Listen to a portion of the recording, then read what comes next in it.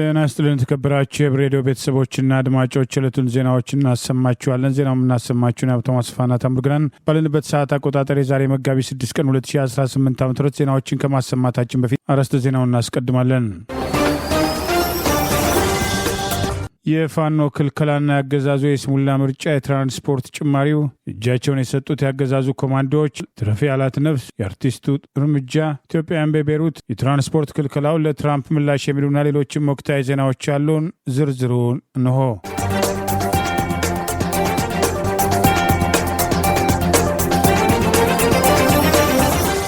የአማራ ፋኖ ብሔራዊ ንቅናቄ በአማራ ህዝብ ላይ ይፋ ጦርነት ያወጀውና ንጹሐንን እየጨፈጨፈ የሚገኘው አገዛዝ የስሙላ ምርጫን የሚተባበሩ ሁሉ በጠላትነት እንደሚፈረጁ አስጠነቀቀ። ከጠላት ጋር በመሰለፍ ህዝባችን ለተጨማሪ ጥቃት አሳልፎ የሚሰጥ ማንኛውም አካል አንታገስም ሲል አስታውቋል።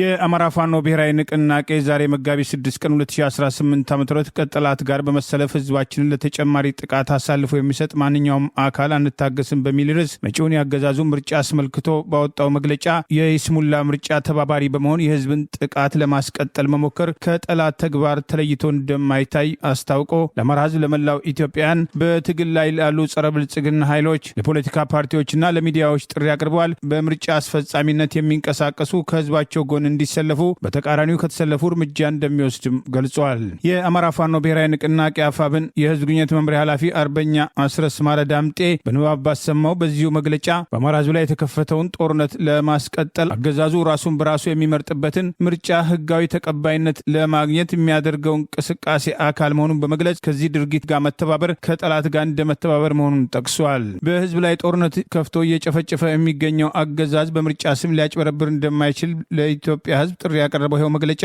መገናኛ ብዙሃንም ይህንኑ ትኩረት ሰጥተው እንዲዘግቡ፣ ዓለም አቀፉ ማህበረሰብም በአገር ቤት የእርስ በርስ ጦርነት አውጆ ሰላማዊ ሰዎችን እየጨፈጨፈ የሚገኘው አገዛዝ ለዓለም አቀፉ ማህበረሰብ ባቀረበውም ጥሪ አገዛዙ በአገር ውስጥና በውጭ ቀጠናውን ጭምር እያተራመሰ በመሆኑ ኢትዮጵያ ትድን ዘንድ ከአማራ ህዝብ የህልውና ትግል ጎን እንዲቆሙ ጥሪ ያቀረበ ሲሆን አገዛዙን እየታገሉ ለሚገኙ ጸረ ብልጽግና ኃይሎችም የኢትዮጵያን ውድቀት ለመታገል ስር ነቀል ስርዓት ለውጥ ማድረግ አማራጭ የሌለው ጉዳይ መሆኑን ተገንዝበው አገዛዙ ይህንን የማጭበርበሪያ ምርጫ አድርጎ ተጨማሪ የመግደያ ጊዜ ሳያገኝ በጋራ ሀገራዊ ዓላማ በመሰለፍ የተቀናጀ ስትራቴጂ በመንደፍ በአንድነት እንድንታገል ሲል ጥሪ አቅርበዋል። የአማራ ፋኖ ብሔራዊ ንቅናቄ ይህ ምርጫ አገዛዙ የአማራን ህዝብና መላው ኢትዮጵያውያንን ለቀጣይ 5 ዓመታት ለመግደል የሚያስችለውን ሰርቲፊኬት ለማግኘት ያቀደው እንደሆነ ይገነዘባል። በመሆኑም በዚህ የአማራን ህዝብ በታቀደ መልኩ በድሮንና በመካናይዝድ ጨምሮ በማንኛውም የጦርነት ስልት እየጨፈጨፈው ያለው ዘረፈጅ የማደናገሪያ ምርጫ በተመለከተ የሚከተሉትን ማሳሰቢያዎች ማቅረብ እንፈልጋለን። አንደኛ፣ ለፖለቲካ ፓርቲዎች በአሁኑ ወቅት የአማራ ህዝብ በታሪኩ አይቶት የማያውቅ የህልውና አደጋ ተጋርጦበት ይገኛል። ገዢው አገዛዝ በህዝባችን ላይ የከፈተው የጅምላ ጭፍጨፋና የዘር ማጥፋት ዘመቻ ዛሬም በከፋ መልኩ ቀጥሏል። አገዛዙ በአማራ ህዝብ ላይ ያካሄደ ያለው የጅምላ ጭፍጨፋ የአደባባይ ምስጢር ነው። ንጹሃን በገዛ ቀያቸው እየታረዱ፣ ከተሞች በከባድ መሳሪያ እየፈረሱና ህዝባችን የማንነት ጥቃት እየደረሰበት ይገኛል። በመሆኑም የምናደርገው ትግል በመደበኛና ሰላማዊ የፖለቲካ ትግል ሊመለስ የማይችል ህዝብን ከጥፋት የማዳን የህልውና ትግል ነው። ይህ ጨፍጫፊ አገዛዝ ህዝብን መዋሸት፣ ማታለል፣ መካድ፣ ማስመሰል እና ጥላቻ መሰረታዊ የአገዛዝ ስልትና ባህሪዎቹ ናቸውና ምርጫን አጀንዳው ቢያደርግ ብዙም አያስገርምም። ምርጫን እንደ መርህ የሚያየው ዓለም አቀፉ ማህበረሰብ የአገዛዙን ባህሪ ተረድቶ ጆሮ የነፈገውን ይህንን የማጭበርበር ስልት የተቋማት መሪዎች፣ የሚዲያ ሰዎች፣ የሃይማኖት አባቶች፣ ሲቪክ ማህበራትና የፖለቲካ ፓርቲዎች ለማጀብ በሂደት ላይ መሆናቸውን ተገንዝበናል። ይህም ያገዛዙ የጭፍጨፋ ዕቅድ ተባባሪነታቸውን ያሳዩበት ወይም ከልክ ያለፈ አድርባይነታቸውን የሚያሳይ አስፈሪና አሳፋሪ ክስተት ሆኖ አግኝተነዋል። የአማራ ህዝብ ለተከታታይ 3 ዓመታት በግልጽ ጦርነት እየተለበለበ ባለበት ድምጻቸውን አጥፍተው አንዳንዶችም ከጨፍጫፊው ጎን ቆመው ያየናቸው አካላት ዛሬ የተለመደውን የቁማር ምርጫ እናሟሙቃለን ብለው መነሳታቸው የአማራ ህዝብ የሚያደርገውን ተጋድሎ ብቻ ሳይሆን የህዝቡን ህልውናም ጭምር የካዱ መሆናቸውን የሚያሳይ ነው። በመሆኑም ህዝብን በጅምላ ለመጨፍጨፍ የሚያስችል ሰነድ ለማግኘት በማሰብ የሚደረገው ምርጫ የሚያጅቡ የፖለቲካ ፓርቲዎችንና በማንኛውም መንገድ የሚያግዙ አካላት ከአገዛዙ እኩል የአማራ ህዝብ ጠላት መሆናቸውን ለማሳወቅ እንወዳለን። ስለሆነም አገዛዙ የሚያደርገው ምርጫ የኢትዮጵያን መሰረታዊ ችግር እንደማይፈታና ህዝብን ማደናገሪያ መሆኑን አውቃችሁ ከሂደቱ ራሳችሁን እንድታገሉ እየጠየቅን ጥያቄያችንን ጥሪያችንን ወደ ጎን በመተው በዚህ የደም ድግስ ላይ አገዛዙን የማጀብና እውቅና የመስጠት ተግባራችሁን የምትቀጥሉ ከሆነ ከአገዛዙ እኩል እንደምናያችሁና እንደምንታገላችሁ እናሳስባለን። ሁለተኛ፣ ለመላው የአማራ ህዝብ ሁሉንም የሰላማዊ ትግል አማራጮችን ከሚጠበቅበት የትግስት እርከን በላይ ያንተን ያክል የተጠቀመ ህዝብ አለ ማለት አይቻልም። ነገር ግን አገዛዙ ፍትሃዊና ህጋዊ ጥያቄዎችን በመመለስና ችግሮችን በመፍታት ፋንታ መልሱ የጅምላ ጭፍጨፋ ሆኗል። ይህ አገዛዙ ሊያደርግ ያሰበው ምርጫም አንተን ለማጥፋት ተጨማሪ ጊዜ የሚገዛበት ለመሆኑ የተሰወረ አይደለም። አገዛዙ በየቀኑ በድሮን በጅምላ እየጨፈጨፈ ልጆች በአገዛዙ ማጎሪያዎች እየተሰቃዩ ባሉበት ሁኔታ ይህ የአገዛዙ የምርጫ ድራማ ሞትህን እንደመፍቀድ መሆኑን ተረድተህ እያደረክ ያለውን ሁለንተናዊ ትግል አጠናክረህ እንድትቀጥል ጥሪያችን እናስተላልፋለን። ሶስተኛ፣ ለመላው የኢትዮጵያ ህዝብ የተከበርከው የሀገራችን ህዝብ ሆይ መቼም የአማራ ህዝብ እያሳለፈ ያለውን ያልተቋረጠ መከራ ላንተ መንገር ለቀባሪ ማርዳት ነው ብለን እናምናለን። የብልጽግናው ጨፍጫፊ አገዛዝ በአየር በመካናይዝድ በእግረኛ ሰራዊት ለተከታታይ 3 ዓመታት መጨፍጨፉን በመካድ ሰላምንና ሰላማዊ ምርጫ እናደርጋለን እያለ በሚዲያዎቹ ደጋግሞ ሲናገር ይደመጣል። የሥርዓቱ ለመምህራን ለትምህርት ተቋማትና አመራሮች የመንግስት ሰራተኞች የምርጫ አስፈጻሚ በማድረግ የዚሁ ወንጀሉ ተባባሪ ለማድረግ ስርዓቱ እየተንቀሳቀሰ መሆኑን በመግለጽ ከዚህ ድርጊት እንዲቆጠቡና የህዝባቸውን ትግል እንዲደግፉ ይህንን ጥሪ ተላልፎ ከጠላት ጋር በመሰለፍ ህዝባችንን ለተጨማሪ ጥቃት አሳልፎ የሚሰጥ ማንኛውም አካል ላይ እርምጃ የምንወስድ ስለመሆኑ ለመላው ሰራዊታችን ትእዛዝ ተላልፏል ሲል የአማራ ፋኖ ብሔራዊ ንቅናቄ ዛሬ መጋቢት 6 ቀን 2018 ይፋ ባደረገው በዚሁ መግለጫ ጠቅሷል። በአዲስ አበባ ከተማ የህዝብ ትራንስፖርት አገልግሎትም ታሪፍ ላይ ከ5 እስከ 20 ብር የሚደርስም ጭማሪ መደረጉ ተገለጸ። በአዲሱ ተመን ከፍተኛ ጭማሪ የተደረገበትም የከተማ አውቶቡስ ዋጋ ላይ ሲሆን ከፍተኛው የአውቶቡስ ታሪፍም ከ50 ብር ወደ 70 ብር ማሻቀቡም ተመልክቷል። የመስተዳደሩም ትራንስፖርት ቢሮ ዛሬ እሁድም መጋቢት 6 2018 ይፋ ባደረገው የዋጋ ጭማሪ ከ1 ዓመት ከ4 ወራት በኋላም ሲሆን የመጨረሻው የታሪፍ ጭማሪ በተደረገበት ባለፈው ጥቅምት 2017 ዓ.ም የቤንዚንና የነጭ ናፍጣ ዋጋም 91 እና 90 ብር ገደማ በነበረበት ወቅት መሰላቱ ይታወሳል። የታሪፍ ማሻሻያው ሳይደረግ በቆየበት 1 ዓመት ከመንፈቅ የሚጠጋ ጊዜ ውስጥ የቤንዚን ዋጋም በ41 ብር ገደማ የጨመረ ሲሆን ነጭ ናፍጣ ደግሞ የ49 ብር ጭማሪም አሳይቷል። የንግድና ቀጠናዊ ትስስር ሚኒስቴር የመጨረሻውን የንግድም ችርቻሮ መሸጫ ዋጋ ጭማሪ ይፋ ያደረገው ባለፈው ሳምንት ማክሰኞ መጋቢት 1 ሲሆን በአዲሱ ዋጋ መሰረት ቤንዚን በ132 ብር ከ18 ሳንቲም የተተመነለት ሲሆን ነጭ ናፍጣም ደግሞ 139 ብር ከ84 ሳንቲም እየተሸጠ ይገኛል። በአዲስ አበባ የትራንስፖርት ታሪፍ ላይ ጭማሪ የተደረገው በወቅታዊ የነዳጅ ምርት የችርቻሮ መሸጫ ዋጋ ላይ የተደረገውን የዋጋ ማስተካከያ ምክንያት እንደሆነ የከተማው ትራንስፖርት ቢሮ ዛሬ ባወጣው መረጃም አስታውቋል። ከነገ ጀምሮ ተግባራዊ ይሆናል የተባለው ታሪፍ ለሚኒባስ ታክሲዎች፣ አንድ ሃይገርና ቅጥቅጥም ላሉ ሚኒባሶች እንዲሁም ለከተማ አውቶቡስ የተዘጋጀም ሲሆን የሚኒባስ ታክሲ ተጠቃሚዎች እስከ 2.5 ኪሎ ሜትር ሲከፍሉት የነበረው የ10 ብር ተመን ባለበት እንዲቀጥል የተደረገም ሲሆን እስከ 5 ኪሎ ሜትር የሚደረግ ጉዞ ደግሞ ከነበረበት 15 ብር ወደ 20 ብር ከፍ ማለቱም ታውቋል። እስከ 15 ኪሎ ሜትር ለሚደርሱ ጉዞዎች የተዘጋጁ የታሪፍ ተመኖች በተመሳሳይ የ5 ብር ጭማሪ የተደረገባቸው መሆኑም ታውቋል። አገዛዙ አቅዶት የነበረው ስብሰባ ተበተነ። 9 ኮማንዶዎች ከአመራሮች ጋር ሆነው የፋሽቱን አገዛዝ ሰራዊት ከድተው ፋኖን መቀላቀላቸው ተገለጸ። የአማራ ፋኖ ብሔራዊ ንቅናቄ አፋብን ምስራቅ አማራ ቀጠና ምኒልክ ዕዝ 101ኛ ኮር 35ኛ ክፍለ ጦር ቃል አቀባይ ዛሬ መጋቢት 6 ቀን 2018 ይፋ እንዳደረገው በሰሜን ወሎ ሀብሩ ወረዳ ቁጥር 32 በኮሎቦና በመርኮታ ሊካሄድ የነበረው የፋሽቱ ብልጽግና አገዛዝ ስብሰባ መበተን መቻሉን አስታውቋል። ምኒልክ ዕዝ 101ኛ ኮር 35ኛ ክፍለ ጦር በሰሜን ወሎ ሀብሩ ወረዳ በኮሎቦ ለስብሰባ ከመረሳ በፋሽቱ አገዛዝ እግረኛ ሰራዊት ታጅቦ የመጣውን የወረዳ ካድሬ በተከፈተበት ድንገተኛ ተኩስ ያሰበውን ዓላማ ሳያሳካ ለመፈርጠጥ መገደዱንም ገልጿል። ለምርጫ ቅስቀሳና የባህር በር እናስመልሳለን፣ ወጣቶችን ወደ ስልጠና ግቡ የሚል የውሸት ቅስቀሳ ለማድረግ ዓላማ አንግቦ ህዝቡን ለማዋሸት አስቦ መንቀሳቀሱን የጠቀሰው መረጃ የ101ኛ ኮር 35ኛ ክፍለ ጦር ጠላት ያሰበውን ሳያሳካ ብትንትኑ እንዲወጣ ማድረጋቸውን ምኒልክ ዕዝ 101ኛ ኮር 35 105ኛ ክፍለ ጦር ቃል አቀባይ ዛሬ መጋቢት 6 ቀን 2018 ባወጣው በዚሁ መረጃ ገልጿል። ይህ በእንዲህ እንዳለ በተመሳሳይ በዚሁ ቀጠና 9 አገዛዙ ኮማንዶዎች ከአመራሮቻቸው ጋር ሆነው የፋሽስቱን አብይ አህመድ ሰራዊት ከድተው ፋኖን ተቀላቅለዋል ሲል ምኒልክ ዕዝ ዛሬ መጋቢት 6 ቀን 2018 ባወጣው ተጨማሪ መረጃ ገልጿል። የአየር ወለድ ኮማንዶ ዕዝ አካል ከሆነችው 105ኛ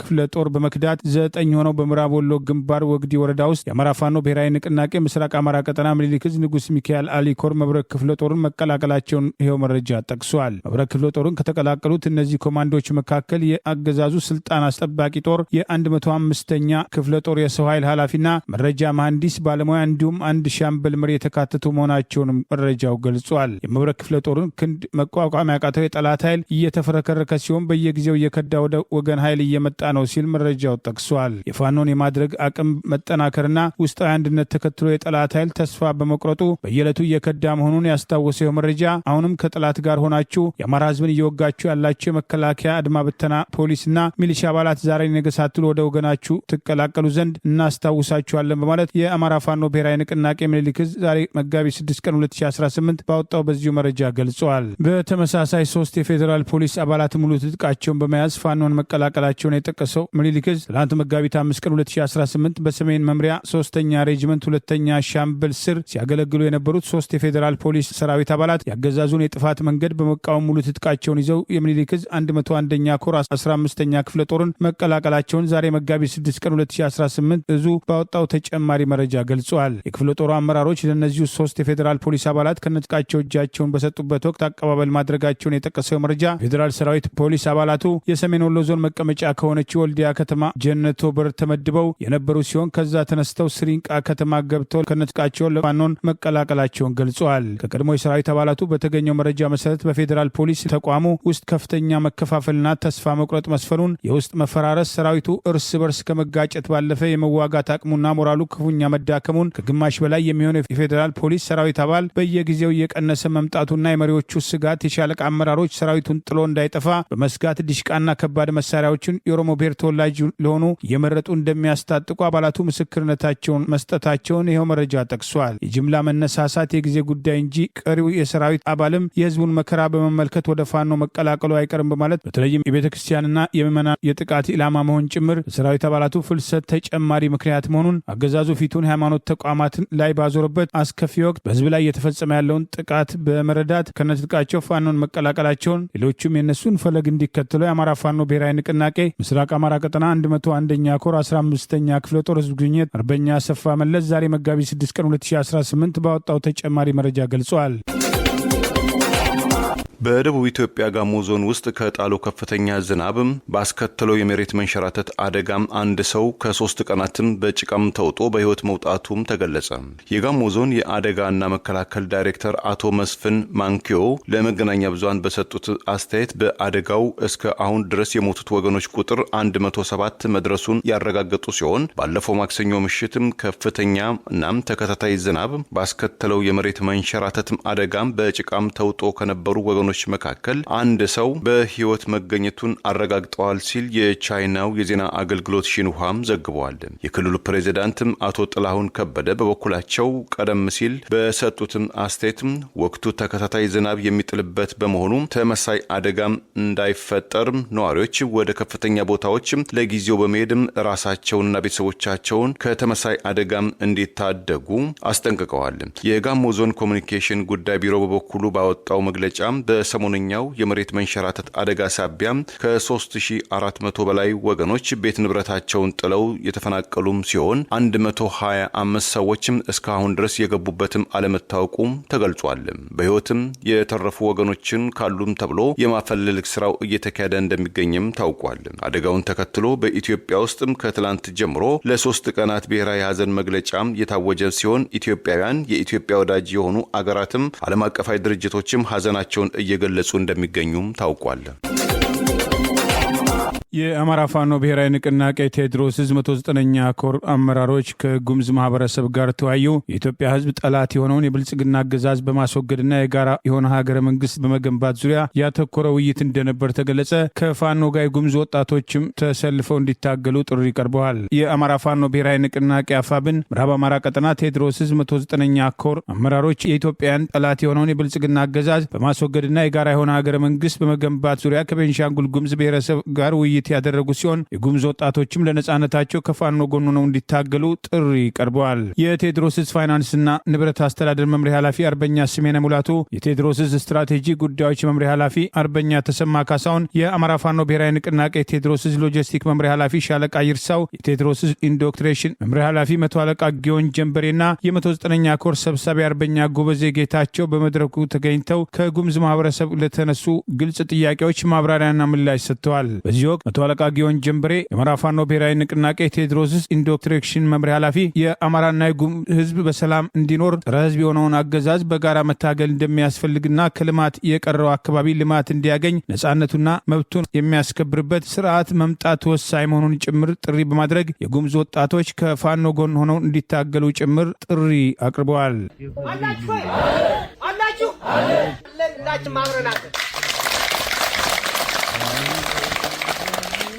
ህዝቦች ተፋቅ አማራ ጉምዝን አክብረው እንዲኖር ጉምዙም አማራን አክብረው እንዲኖር አብረው እንዲኖሩ እግዚአብሔር የፈቀደላቸውን እድሜ እስከሚኖሩ ድረስ ሰው ሳይገላቸው ሳያፈናቅላቸው ሳይዘርፋቸው እንዲኖር ይሄ መንግስት መነሳት አለበት ብለን እየታገልን ያለ። በዚህ ትግል ውስጥ ጉምዙም አብሮ መታገል አለበት። የጉምዙ ወጣት አብሮ ከኛ ጋር መታገል አለበት። የጉምዙ ወጣት ከኛ ፋኖ ጋር አብሮ ተደራጅቶ ታጥቆ ጠላትን መዋጋት መቻል አለበት። ስትዋጉ ይሄ መንገድ ይመጣበታል። ስትዋጉ ትምህርት ቤት ይከፈትላችሁ። ስትዋጉ ጤና ጣቢያ የምትታከሙበት ይመጣል። ስትዋጉ ገበያ የምትገበያዩበት ቦታ ረጅም ርቀት የጉምዝ ሴቶች ተሸክመው የሚሄዱት ይቀራል። መንገድ ካለ በትራንስፖርት መሄድ ይመጣል። ጓዶች፣ ይህ መንግስት እጅግ ጨካኝ በጣም ጨካኝ ነው። ሽማግሌዎች የሚገድል ለክሲዎች ድረስ የሚገድል ጉምዙን የማያከብር አማራውን የማያከብር በኢትዮጵያ ውስጥ ያለውን ለመንግስት ግብር እየገበረ የሚኖረውን እንኳን የማያከብር ጨካኝ መንግስት ነው። ይሄን ጨካኝ መንግስት አብራችሁን ሁላችሁ ታከብራላችሁ። ብዙ ወጣት አሉ ከናንተ ውስጥ ያሉ ከፋኖ ጋር ተቀላቅለው እንደኛ ሆነው ለናንተ መብትም እንዲታገሉ ጉምዝ ሲበደል ትክክል አይደለም ብለው ሊታገሉላችሁ የሚችሉ ከኛ ጋር አብረው ጉምዝ እየተበደለ ነው፣ ጉምዝ እየተዘረፈ ነው፣ የጉምዝ ቦታና መሬቱ እየተቀማ ነው ብለው አብረው ሊታገሉ የሚችሉ ወጣቶች ከፋኖ ጋር አብረው መምጣት አለ። ከፋኖ ጋር አብረው መሳሪያ ታጥቀው ይሄን መንግስት መዋጋት አለባቸው። ዛሬ የመጣንበት ዋነኛ ምክንያት ይህ የጉምዝ ህብረተሰብ በኢትዮጵያ ሉዓላዊነት ሊደፍር በመጣ ጠላት ሁሉ የእናንተ አባቶች ወንድሞች ሂደው እየታገሉ እየወደቁ ነው ያለ። ይህ መንግስት ግን ጉምዝን አያከብር፣ አማራን አያከብር፣ ኦሮሞን አያከብር። ይህ መንግስት እጅግ ጨካኝ የሆነ ለሚመራው ህብረተሰብ ማያስብ፣ ለጉምዝ ማያስብ፣ ለአማራ ማያስብ፣ ለትግሬው፣ ለደቡቡ፣ ለጋምቤላው የማያስብ ጨካኝ መንግስት ነው ያለው። ይሄን መንግስት ማጥፋት አለብን ጓዶች፣ ማጥፋት አለብን። ይሄን ለማጥፋት ወጣቶች ትልቅ ኃላፊነት በአማራ ፋኖ ውስጥ በተደራጁ ብዙ የፋኖ አካላት ታዩታላችሁ። እነዚህ እንደምታዩቸው ወጣቶች እነዚህ የሚታገሉ ናቸው፣ የሚዋጉ ናቸው። ከነዚህ ጋር አብራችሁ መጣችሁ ሰልጥናችሁ ከጦሩ ጋር ተደባልቃችሁ መዋጋት አለ። እኛ ከዚህ መንግስት ጋር የምንዋጋው የምንታገለው ይሄን መንግስት የምንዋጋው ወይ ጉምዝ አያከብር፣ ወይ አማራ አያከብር፣ ወይ ትግሬ አያከብር፣ ወይ ኦሮሞ አያከብር፣ ወይ ጋምቤላ አያከብር። ይህ መንግስት ሁሉንም በኩል ይገላል፣ ጨፍጫፊ ነው። ለዚህ ሁሉ ህብረተሰብ እዚህ አካባቢ ትምህርት ቤት የሌለው ጤና ጣቢያ የሌለው ነገር ግን ግብር ከእናንተ ይለቅም ነበር። ይህን መንግስት ማጥፋት አለ። ለማጥፋት ሽማግሎች ምነግራችሁ፣ እናቶችም ምነግራችሁ፣ ወጣቶች መጥተው አብረው መሰለፍና መዋጋት። አሁን ነገ ትሰማላችሁ፣ በርካታ መሳሪያ እየተማረከ ነው፣ በርካታ ጠላት እየተደመሰሰ ነው። የጠላት ብሬን መንግስት አለ ብላችሁ እንዳታስቡ። ያገዛዝ ጨፍጫፊ ስለሆነ በትግራይም እየተዋጋው ነው ያለ፣ በሶማሌ እየተዋጋው ነው ያለ፣ በአፋር እየተዋጋው ነው ያለ፣ ኦሮሞም ራሱ እየተዋጋው ነው ያለ። ይሄ መንግስት በጣም ጨካኝ ስለሆነ ይሄን መንግስት እንዳትናፍቁ። ሙቷል፣ መንግስቱ ሙቷል። ብልጽግና የሚባለው መንግስት ሙቷል። የለም ከዚህ በኋላ ዘመኑ የፋኖ ነው። ከፋኖ ጋር ዘመኑ ከሆነ ጉምዙም ፋኖ ሆኖ አብሮ መቀላቀል አለበት። ፋኖ የአማራ ብቻ አይደለም፣ የጉምዝም ነው፣ የኦሮሞም ነው፣ የትግሬም ነው። ስለዚህ ፋኖነት የሚያድን ነው። ፋኖን ብሔረሰብ እኩልነት የሚያረጋግጥ የጉሙዝ ማህበረሰብ ከአማራ ፋኖ ጎን በመቆም አምባገነንና ጨፍጫፊውን የብልጽግና አገዛዝ እንደሚታገሉ ከውይይቱ በኋላ በአደባባይ ቃል መግባታቸውን የአማራ ፋኖ ብሔራዊ ንቅናቄ ቴዎድሮስ 109ኛ ኮር ህዝብ ግንኙነት መምሪያ ዛሬ መጋቢት 6 ቀን 2018 ይፋ ባደረገው በዚሁ መረጃ ገልጿል። ወጣቱ ድምፃዊ ኢትዮጵያ ውስጥ የዜጎች ህይወት በአገዛዙ ሳቢያ ህልውና አደጋ ውስጥ የወደቀበትና ኢትዮጵያ ውስጥ ያለው ለውጥ ሳይሆን ነውጥ መሆኑን ትኩረት ሰጥቶ ተናገረ።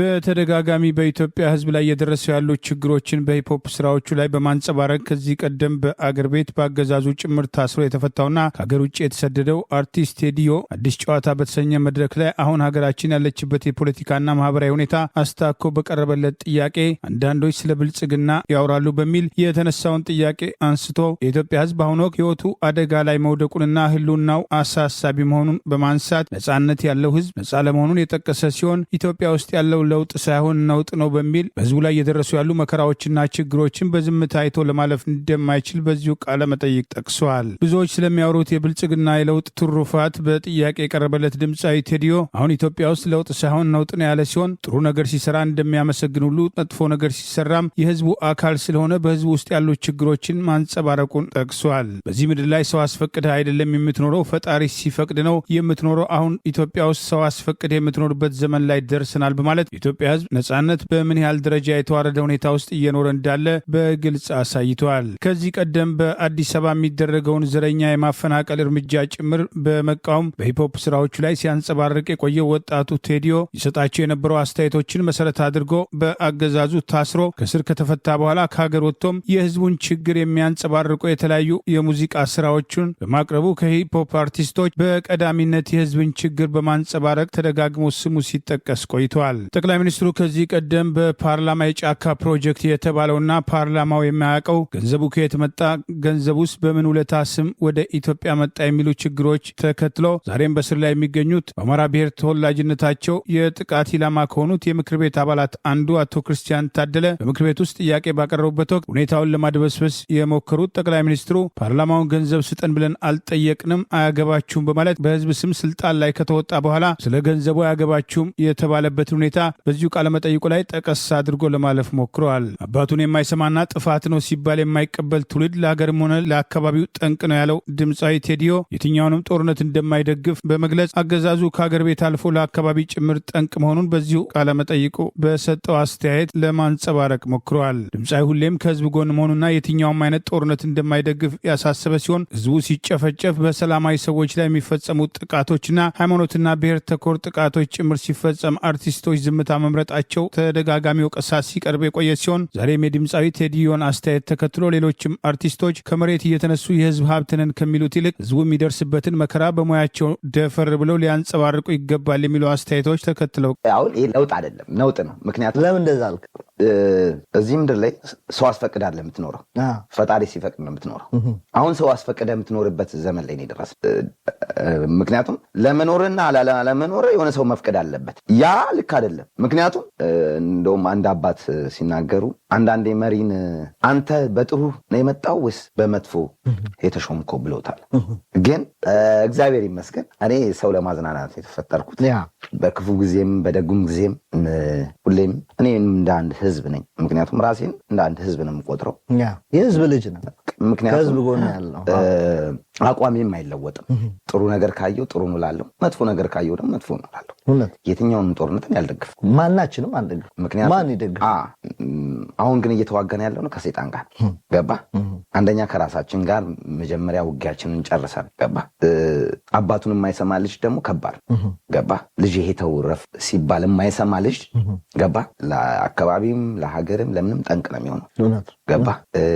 እኔ ሳድግ አባቴ ለእኔ መስዋዕትነት ከፍሎ እኔ ለማሳደግ ስንት ጋራና ስንት ነገር ጥሮ ሲያመጣ ይህን ገብቼን ወጥቼን ብዬ ላችሁ አይለኝም አባቴ ገባ። የአባትነት ፍቅሩን የሚያሳየው ልጁ ጥሩ ቦታ እንዲደርስለት ገባ። እና እንዲህ ወጥቼ እንዲወርጄ ሳይለን አሁን እኮ እኔ ባመጣሁት ቻፓ ይላል እንዴ በማንሰው እንዴ ከዚህ በፊት የት ነበርክ ስትለው ቻፖ የኔ ነው ምናምን ይላል። ቻፖ የኢትዮጵያ ህዝብ ነው። እውነት እሱ እውነቴን ነው የምልህ። እውነት እንዲቀላል ከሆነ መንግስት መሆን እውነት መሰገጥ አለን። በመካከለኛው ምስራቅ በቀጠለው ጦርነት ሳቢያ በ10 ሺዎች የሚቆጠሩ ኢትዮጵያን ጨምሮ የተለያዩ አገር ስደተኞችም ሊጎዱ እንደሚችሉ የተባበሩት መንግስታት ድርጅት አስጠነቀቀ። በርካታ ነፍሰ ጡር ሴቶች በቤታቸው አሊያም በመንገድ ላይ ልጅ ለመገላገል ተገደዋልም ተባለ።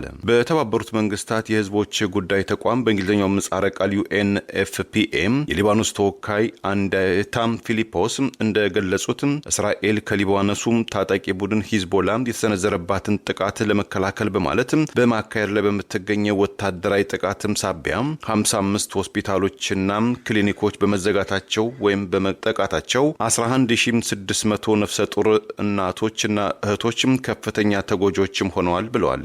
ከነዚህ መካከል 4000 ነፍሰ ጡሮች በቀጣዩ 3 ወራት ይወልዳሉም ተብሎ የሚጠበቅ ሲሆን ከነዚህ ውስጥ በርካታዎች በቤታቸው አሊያም በየመንገዱ ላይ ለመገላገል ተገደዋል በማለት ስጋት አዘል አስተያየታቸውን ገልጸዋል። በሊባኖስ የዓለም አቀፉ የስደተኞች ጉዳይ ተወካይ ማቴዎስ ሉክሻያኖ በበኩላቸው ሊባኖስ በአሁኑ ወቅት ከኢትዮጵያም፣ ከኬንያም፣ ከሱዳን፣ ከስሪላንካም፣ ከባንግላዴሽ የመሳሰሉትም አገራት የመጡ ከ200 ሺህ በላይ እንጀራ ፈላጊ በአብዛኛው በቤት ውስጥ በግንባታና በግብርና ስራ ላይ የተሰማሩ ስደተኞችን የያዘች አገር በመሆኗ እነዚህ የቀን እንጀራ ፈላጊዎችም የጦርነቱ በቀጥታም ሆነ በእጃዙር ተጠቂዎችም በመሆናቸው በርካታዎቹ በአሁኑ ወቅት ከስራ ገበታቸው ርቀው በማህበረሰብ ተቋማት፣ በቤተ ክርስቲያናት፣ በየኤምባሲዎችና መንግስታዊ ያልሆኑ ተቋማትም ለመጠለል ተገደዋል። መሄጃ የሌላቸው አስተዋሽ ያጡ ወገኖች ሆነዋልም ሲሉ ዓለም አቀፍም እርዳታ እንዲደረግላቸው ጥሪ አቅርበዋል። እንደ ዓለም አቀፉ የስደተኞች ተቋም በእንግሊዝኛው ምህጻረ ቃል UNHCR ሰሞነኛ ዘገባ በኢራን በሊባኖስ እየደረሰ ባለው ጦርነት እንደዚሁም በአፍጋኒስታንና በፓኪስታን መካከል በተከፈተው ወታደራዊ ፍልሚያ የተነሳ 4.1 ሚሊዮን ሰዎችም በአገር ውስጥም ተፈናቅለዋል። በቤሩትም ስለሚገኙት የኢትዮጵያ ወገኖችም እጣ ፈንታም እስከ አሁን ድረስም የኢትዮጵያ መንግስትም ሆነ ኤምባሲው ወይም ቆንጽላው የሰጠም ዝርዝር ማብራሪያም የለም። ከትግራይ ወደ አዲስ አበባ ጉዞ ለማድረግ ያሰቡ መንገደኞች መከልከላቸው ተገልጿል። ምክንያቱ ጦርነቱን እየሸሹ የሚሄዱ ወጣቶች ቁጥር ከጊዜ ወደ ጊዜ መጨመሩን ተከትሎ የተወሰደ እርምጃ ነው የሚል ወቀሳ ተከትሏል። ወደ ትግራይ የሚገቡ ሸቀጦች ላይም በአገዛዙ በኩል እየተወሰደ ያለው ገደብ ተጠናክሮ መቀጠሉን የሚጠቅሱ መረጃዎች ወጥተዋል። በትግራይ ህወሓት ዳግም ከአብይ አገዛዝ ጋር ጦርነት ውስጥ ይገባል የሚል እምነት ያላቸው ወጣቶች ከጊዜ ወደ ጊዜ ቁጥራቸው እየጨመረ የመጣ ሲሆን ባገኙት አጋጣሚ ትግራይን ለቀው መውጣታቸውን ተከትሎ በተለይም ዛሬ በሁለት አውቶቡስ ተሳፍረው ወደ አዲስ አበባ ጉዞ ለመጀመር ያሰቡ በመቀሌ በሁለት አውቶቡሶች ተሳፍረው የተንቀሳቀሱ መንገደኞች ከትግራይ እንዳይወጡ ኬላ ላይ መከልከላቸውን የሚጠቅሱ መረጃዎች ወጥተዋል። ትግራይ የሚወጡ መንገዶች ላይ ፍተሻ ኬላ ከዚህ ቀደም የነበረ ቢሆንም በተጠናከረ መንገድ መንገደኞችን አትሄዱም ብለው ክልከላ ማድረጋቸውና የክልከላው መነሻ ጦርነቱን እየሸሹ ወደ አዲስ አበባ በአየርና በየብስ የሚወጡ ወጣቶች ቁጥር ከጊዜ ወደ ጊዜ መጨመር የህወሓት አመራሮች ጦርነት ሊነሳ ይችላል፣ ራሳችንን መከላከል አለብን በሚል ስጋት እየወሰዱት ያለ እርምጃ አካል ነው የሚሉ መረጃዎች መውጣት ጀምረዋል። ያገዛዙ ማህበራዊ ሚዲያ ደጋፊዎች ህወሓት ጦርነቱ ስለመግባት ወጣት ያስፈልገኛል በማለቱ ወጣቶች እንዳይንቀሳቀሱ እያገደ ነው ያሉ ቢሆንም በተቃራኒው ትግራይ ለቀው በአየርና በየብስ የሚመጡ የትግራይ ወጣቶች አዲስ አበባ ውስጥ በማንነታቸው ተለይተው የተለያዩ መጉላላቶች እየደረሰባቸው ፓስፖርት ለማግኘት እንቅስቃሴ ያደረጉም በተለየ መንገድ ለነሱ ኔትወርክ አይሰራም፣ ሲስተሙ ተበላሽቷል እየተባሉ መመለሳቸውና አንዳንዶችም ቅሬታ ሲያቀርቡ በአገዛዙ የደህንነት ሰዎች ታፍነው መወሰዳቸውን በቅሬታ እንደሚነሳና ጌታቸው ረዳ ይመራዋል ለተባለው የህወሓት ተቃዋሚ ነኝ የሚለው ስምረት ፓርቲ ጭምር አቤት እስከ ማለት የታሰሩ ወገኖች ቤተሰቦች መድረሳቸውን መረጃዎችን ጠቅሰን መዘገባችን አይዘነጋም። የአብይ አህመድ አገዛዝ በትግራይና ኤርትራ ላይ ጦርነት ለማድረግ ዝግጅቱን መጨረሱ ተደጋግሞ ሲጠቀስ የቆየ ሲሆን በርከት ያለ ሰራዊትና መሳሪያ ከአማራ ክልል ወደ ኤርትራና ወደ ትግራይ በሚያዋስኑ በወልቃይትና የጠለምታ አካባቢዎች እንዲሁም በራያ በኩልና ከአፋር ክልል ወደ ትግራይ በሚያዋስኑ አካባቢዎች ላይ በርከት ያለ ሰራዊትና መሳሪያ ያለ ቢሆንም በቅርቡ የተወሰነ የሰራዊት ኃይል ወደ መሀል ሀገር አገዛዙ መልሶ ለማምጣት የሞከረ ቢሆንም ከባድ መሳሪያን ጨምሮ በርካታ ትጥቆች ባሉበት እንዳሉና ዛሬም አገዛዙ በማንኛውም ሰዓት ጦርነት ሊያነሳ ይችላል የሚሉ ስጋቶች ያልተቋረጡ ሲሆን ክልከላው ይህን ታሳቢ ያደረገ ሊሆን ይችላል የሚሉ ግምቶችም ተከትለው ወጥተዋል። የአገዛዙ ደጋፊዎች ጦርነት ይከፈትባታል የምትባለው ኤርትራ ሰራዊቷን ወደ ትግራይ ብዛት አስገብታ ሰንብታለች። የህወሓት መሪዎች ከኤርትራ ጋር ግንባር ፈጥረዋል የሚል ወቀሳ ሲያቀርቡ የቆዩ ቢሆንም ሰሜኑን ቆርጠን እንጥላለን ያሉት ጠቅላይ ሚኒስትር አብይ አህመድ ከዚህ በኋላ የሚያነሱት ጦርነት ተጨማሪ ጥፋት ከማስከተል ውጭ ለሁለቱ ሀገራት የሚያመጣው ለውጥ እንደሌለ ከኤርትራ ጋር አሰብን ሽፋን አድርጎ ጦርነት ውስጥ ለመግባት ከመሞከር ይልቅ ጉዳዩን በዲፕሎማሲና በዓለም አቀፍ ህግ መፍታት ይገባል የሚሉ አስተያየቶች ተደጋግመው ሲጠቀሱ ቆይተዋል። አዲስ አበባን የኢትዮጵያን አይደለችም የኦሮሞ ክልል አካል እናደርጋለን የሚለው አገዛዝ በሌላ በኩል ለኢትዮጵያ ተቆርቆሮ የአሰብ ወደብን ለማስመጣት ይንቀሳቀሳል ብሎ ራሱን ለማዘናጋት የሚሞክር እንደሌለ በወቀሳ የተነሳ ሲሆን አገዛዙ ወደ ትግራይ የሚገቡ ሸቀጦች ላይ በተለይም ነዳጅ ላይ ከጊዜ ወደ ጊዜ እየወሰደ ያለው ጫና መበርታቱ በትግራይ ውስጥ የሸቀጦች ዋጋ እንዲንር፣ የነዳጅ እጥረት ከፍተኛ ደረጃ እንዲደርስ ምክንያት መሆኑና የጦርነት ትንኮሳ የመሰሉ ተግባራዊ እርምጃዎች በአገዛዙ በኩል እየተወሰዱ ሲሆን በህወሓት በኩልም ወታደራዊ ዝግጅቶች ዛሬ መቀጠላቸውን የሚጠቅሱ መረጃዎች ወጥተዋል። ሰሞኑን የትግራይ ጊዜያዊ አስተዳደር ፕሬዚዳንት ሌተናንት ጀነራል ታደሰ ወረደ በህወሓት ከፍተኛ አመራሮች በነ ዶክተር ደብረጽዮን ቡድን ጫና ውስጥ መሆናቸውን የህወሓቱ ስራ አስፈጻሚ ኮሚቴ አባልና የትግራይ ጊዜያዊ አስተዳደር ምክትል ፕሬዚዳንት የሆነው አማኑኤል አሰፋ የፕሬዚዳንቱን ስልጣን እየተቆጣጠሩ መሆናቸውን ከህወሓት በተቃራኒ የተሰለፉ የነጌታቸው ረዳ ቡድን አልፎ አልፎ በቅሬታ ሲያነሳ ተደምጠዋል።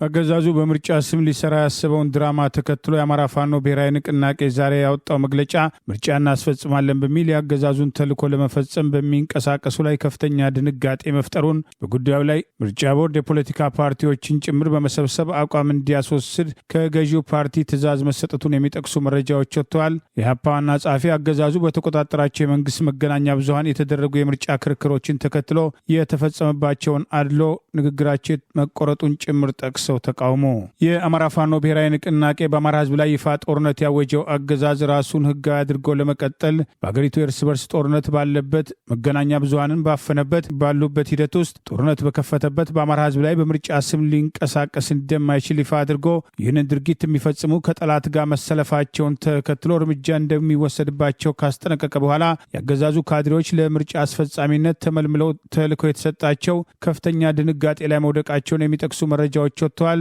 ገዢው ብልጽግና ፓርቲ በቁጥጥሩ ስር ያለው ምርጫ ቦርድ ፖለቲካ ፓርቲዎች የተባሉትን በመጥራት አቋማቸውን ይፋ እንዲያስደርግ ትዕዛዝ እንደተሰጠው የሚጠቅሱ መረጃዎችም ወጥተዋል።